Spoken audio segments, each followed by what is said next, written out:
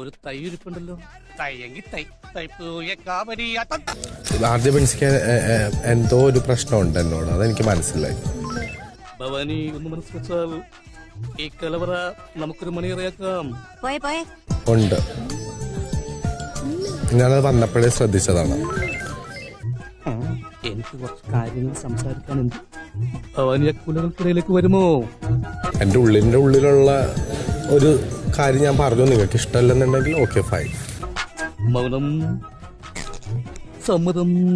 എനിക്ക് എന്റെ സൗന്ദര്യം മുടിയിലാണ്, ഞാൻ വെട്ടിക്കളയണം. വെട്ടാം, കുഴപ്പമൊന്നുമില്ല. പിന്നെ എന്തിനാ മുത്തേ? For you anything. പെർഫെക്റ്റ്. പിന്നെ എന്തിനാ മുത്തേ ചേട്ടൻ ജീവിച്ചിരിക്കുന്നേ? എന്റെ ദൈവമേ, എനിക്കിത്തിരി സൗന്ദര്യം കൂടി പോയത് എന്റെ കുഴപ്പാ. A few moments later.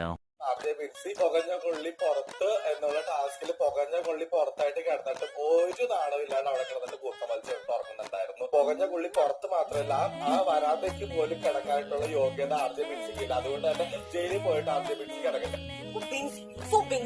എന്റെ പേര് പറഞ്ഞു സോ ബിൻസി എന്നാണ് പറഞ്ഞത്. കൃത്യമായിട്ട് റീസൺ പറ. അന്തസ്സായിട്ട് ആർജെ ബിൻസി അംഗീകരിക്കും. പുറത്ത് പോയി എത്ര ദിവസം വരെയും കിടക്കും. കരുതി കൂട്ടി വന്നിരിക്കുന്നത് എനിക്ക് ഒരു ബുദ്ധിമുട്ടുമില്ല. പക്ഷെ റീസൺ കൃത്യമായിട്ട് പറയണം.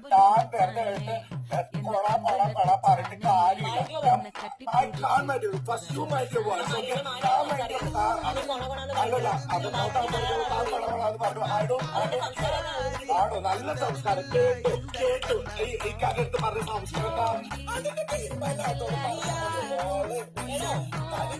ജയിലാണ് ഏറ്റവും ഞാൻ കാശുപുരമോളി എനിക്ക് അണ്ടീസെന്റ് ഡ്രസ്സ് ഇടാൻ ഡ്രസ്സുണ്ട്. ഇപ്പോഴും ആദ്യത്തെ നടക്കലായി.